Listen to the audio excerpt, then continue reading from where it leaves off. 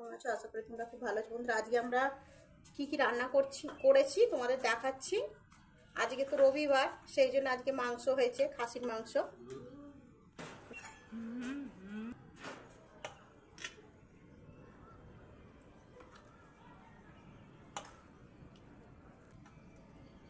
চন্দ্রমুখী আলু দিয়ে লাল লাল খাসি মাখা মাখা তরকারি হচ্ছে।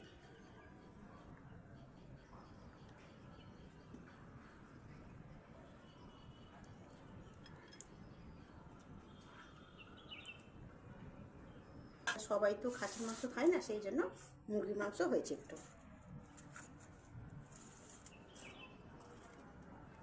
মুরগির মাংসটা মাখা মাখা করা হয়েছে।